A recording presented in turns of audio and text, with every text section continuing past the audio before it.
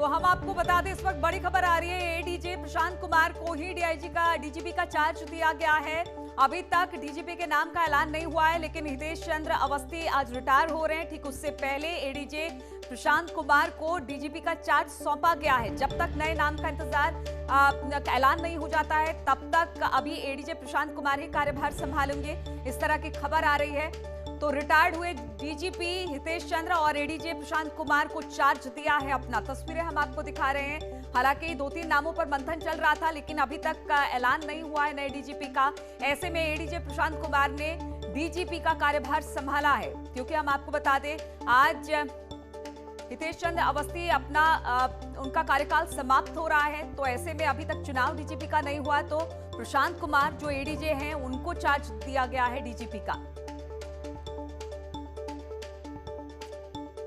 तो अभी तक नए डीजीपी के नाम का ऐलान नहीं हो पाया है। 2-3 नाम ऐसे हैं जिस पर चर्चा चल रही थी, लेकिन ऐसे में और बातचीत करने के लिए ऋषभ मणि हमारे साथ जुड़ गए हैं। ऋषभ, जो नए डीजीपी आने वाले हैं उनके नामों का ऐलान अभी नहीं हुआ है, ऐसे में प्रशांत कुमार ने डीजीपी का कार्यभार संभाला है, क्या कुछ खबर मिल रही है?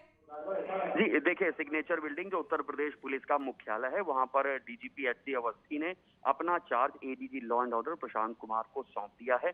जब तक सरकार नए डीजीपी का ऐलान नहीं करती है, तब तक प्रशांत कुमार ही डीजीपी के तौर पर काम करेंगे। हालांकि यूपीएससी ने कल प्रक्रिया के तहत सरकार को एक पैनल भेज दिया है 3 सीनियर मोस्ट आईपीएस अफसरों का, जिसमें नासिर कमाल, मुकुल गोयल और डॉक्टर आरपी सिंह का नाम शामिल है। लेकिन अभी तक सरकार की ओर से अगले डीजीपी का ऐलान नहीं हुआ है, लिहाजा प्रशांत कुमार ही तब तक डीजीपी का कार्यभार देखेंगे जब तक नए डीजीपी का ऐलान नहीं होता है। ठीक है, एडीजे लॉ एंड ऑर्डर को ही ये कार्यभार सौंपा गया डीजीपी का, लेकिन इसमें देरी क्यों हो रही है ऋषभ? देखिए, ये सरकार को अपने स्तर से निर्णय लेना होता है। अब यूपीएससी ने तो अपनी जिम्मेदारी निभा ली, जो तय प्रक्रिया है उसके तहत सीनियरिटी के आधार पर पैनल भेज दिया गया है। अब ये सरकार को देखना है, 2022 चुनावी साल है, क्या उनकी जो सोच है उसमें फिट बैठते हैं मुकुल गोयल, आरपी सिंह या नासिर कमाल, या कोई दूसरी प्रक्रिया भी अपनाई जा सकती है। यूपीएससी का पैनल सरकार मानने के लिए बाध्य नहीं है, उसको नकारा भी जा सकता है। ऐसी स्थिति में क्या कोई कार्यवाहक डीजीपी बना के कार्य चलाया जा सकता है? ऐसे तमाम कयास लगाए जा रहे हैं। फिलहाल अभी सरकार के पास समय है, आज शाम तक भी नए डीजीपी का ऐलान हो सकता है। नहीं भी होता है, तब तक प्रशांत कुमार के पास डीजीपी का कार्यभार रहेगा। बिल्कुल ऋषभ, जिस तरह से हमने देखा था, जैसे कहा जा रहा था कि शाम तक नए डीजीपी का ऐलान हो जाएगा, नामों की घोषणा कर दी जाएगी, तो क्या हम इसको माने जिस तरह से एडीजे लॉ एंड ऑर्डर को प्रशांत कुमार को डीजीपी का चार्ज दिया गया है, तो क्या इस प्रक्रिया में थोड़ा और लंबा समय लग सकता है कि जब हम माने नए डीजीपी का ऐलान होने में अभी थोड़ा और वक्त लगेगा? लगना तो नहीं चाहिए, जो प्रक्रिया है वो पूरी हो चुकी है। यूपीएससी को पैनल भेजना होता है, वो सरकार को पैनल भेज चुकी है। और ऐसा नहीं है कि सरकार नहीं जानती है इन अफसरों के बारे में। सबकी रिपोर्ट, सबकी डिटेल सरकार के पास पहले से ही होती है।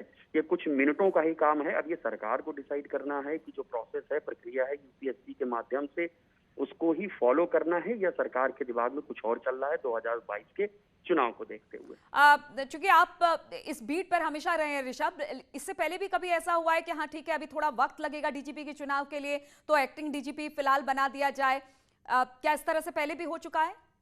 जी हाँ, ऐसा पहले भी हुआ है, 2018 में भी हुआ है। सुलखान सिंह के रिटायरमेंट के बाद ओपी सिंह के नाम की घोषणा भी हो गई थी, लेकिन उनको सेंट्रल से रिलीव नहीं किया जा रहा था। तो 23 जनवरी तक, 1 जनवरी। चलिए, इस पर और अधिक जानकारी आपसे लेते रहेंगे। फिलहाल बहुत बहुत शुक्रिया आपका जानकारी देने के लिए। रुकेंगे छोटे से ब्रेक के लिए, लेकिन ब्रेक के बाद भी खबरों का सिलसिला जारी है।